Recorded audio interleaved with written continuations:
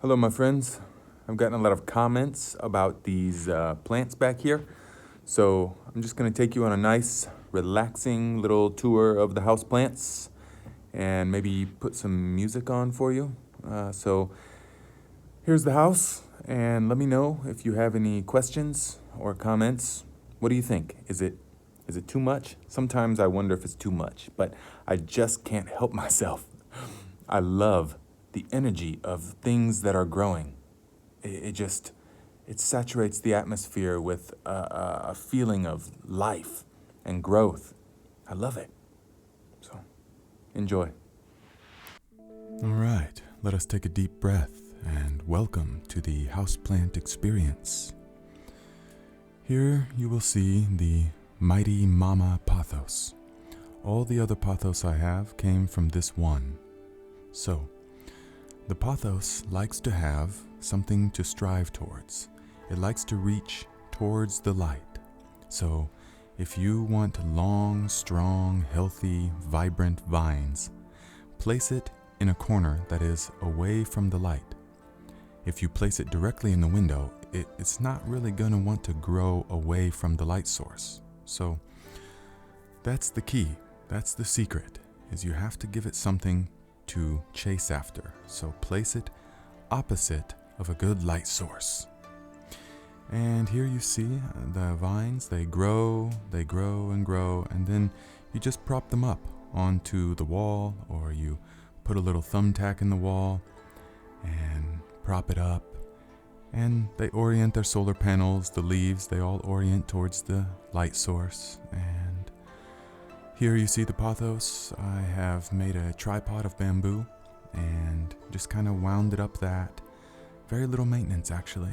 You just, as they grow, they hang down. Then you prop it back up a little bit.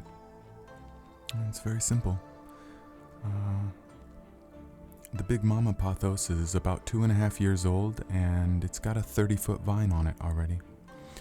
You see here, the Pothos all come from the Mama, of course. And here I just let them grow and then drape them back over the string that is hanging on the ceiling. And it gives a lush, tropical, jungle, canopy sort of feel. I really like it. And moving right into the propagation room. Here is where I will take the cuttings from the mother plants and place them in water and allow them to incubate for a certain amount of time before sending them off into the world. So here you see a beautiful Swedish ivy, and it is diffusing the intense afternoon sun coming from the west. You see here I took an old ladder and placed plants on the ladder, repurposing this ladder. It was here when I got here. Down here below, we are starting some new plants from seed. Yes, pepper plants. Now, the Swedish ivy is really enjoying its life here, okay? It's a very vibrant, vigorous plant that loves to be alive, and it's incredibly hardy. So, get you some Swedish ivy. Now here we have a philodendron. Do you see this? This one is literally climbing up the wall. It requires no support. It's putting down little feeler roots into the wall. Here we move past the arrowhead plant, which is actually a vine, and as you can see, it's expressing its vining tendencies. So, yeah, repurposed ladder. Now, we're going to turn and whoop, what do we see? Yes, the neighborhood cat, of course, getting high on the catnip that I've planted for it, or them actually, there's a number of them. So enjoy yourself, have a good one. Now, everything in this house is 100 years old. The house was built in 26 and everything's original. That's an original doorknob that's 100 years old. The window panes are 100 years old. All of it has got a beautiful rustic charm to it, I like to say. The floors, everything. It's all original. It's got good energy in it, lots of good family times. So here, this one was taken in May, and we're going to look out back and see the garden. Look at the little baby garden in its cute little infant stage in May. Okay, you got a good look of it? Because now I'm going to show you a picture from today. out the same window, and bam! The Garden of Eden. That's eating, yes. You see back here I got 12-foot pole bean plants, 8-foot tomato plants, all kinds of cabbage, collards, kale, cucumbers, potatoes. Oh, it's beautiful bounty.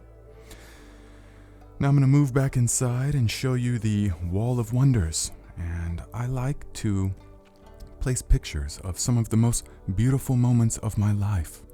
When I look at these, I can't help but feel beautiful and happy and the sense of wonder that brought me out through the world. Oh, and respect to my great teachers. So many teachers along the way. So grateful. Now, what is this jungle mess here? Oh, this is actually what I use in place of the curtains. There's no curtains on the windows because the pothos grow into them. So this is the upstairs bathroom, and this plant is loving life. It gets ample moisture with the shower, the humidity, the heat, because I don't use air conditioning, so it's a hot one.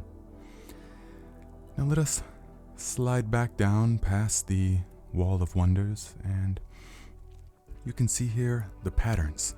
I like wood. That's all original wood, remember. And nothing's been restored. It's actually just been lived in and infused with the good memories.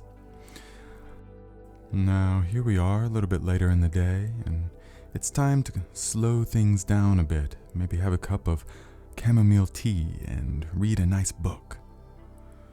So this is the space, my friends. Very calm, very tranquil. The inside reflects the outside. The outer conditions of a person's life reflect their inner conditions. So if you have any questions about care for plants or anything at all, don't hesitate to ask, because that's what it's all about. Exchanging and sharing knowledge. So let me know what you think of this experience in the comments. Do you see anything that strikes your fancy? All right, my friends. Goodbye.